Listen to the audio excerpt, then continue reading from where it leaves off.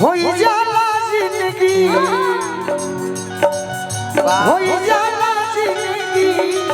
बेकार हो दिलवा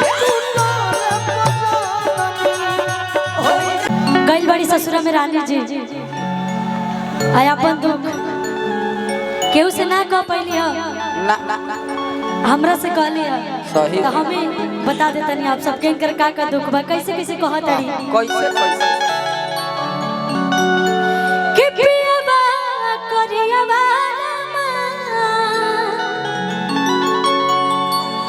आज फेंक रोज थरियाबा ए रामा कि पियाबा करियाबा वाह आज फेंक रोज थरियाबा अच्छा तो लहरा लगावे ननदिया हो गोतिनिया खेला कि जब से ओइनी हो ससुरवा दुखवा के तना झेलानी अविनाश भाई आई बड़े हां हां चलो बा खुशी बना रहो कि पियाबा करियाबा फेंक रोज थरियाबा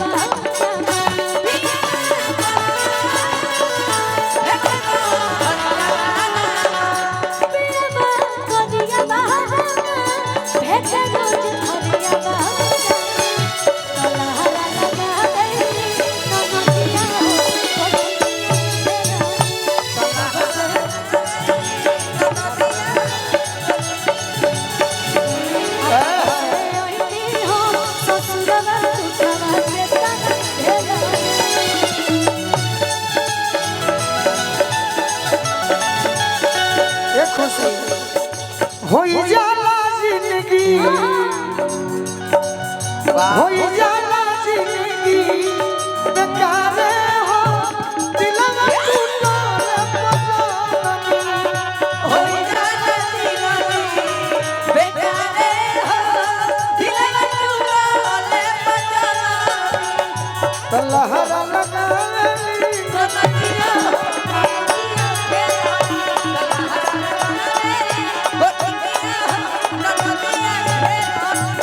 रानी जी जरा पहुंच जाइए वाह वाह तनी साथ दो हमारे खुशी के सीख ले तनी ये लोग से हम ना सीखो हम कहाँ जब सीखे हमको नहीं उतना आता है लेकिन कोशिश करते हैं थोड़ा बहुत कि पियाबा करियाबा रामा फेंक रोज थरियाबा बहुत साधारण बात बजाओ पियाबा करियाबा रामा फेंक रोज थरियाबा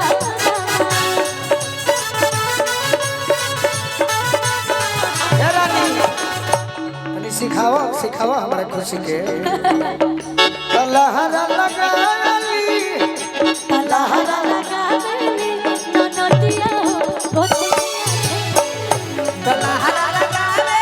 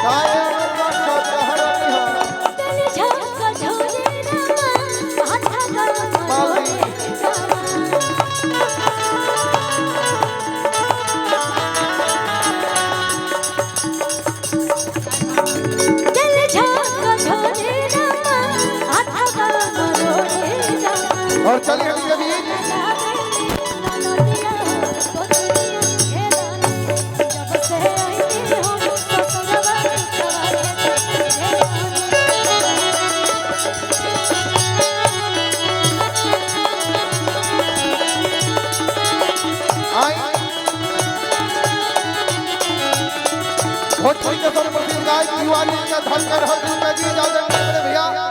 खेसारी लाल यादव जी के आगमन हक को जोरदार तहल का भरी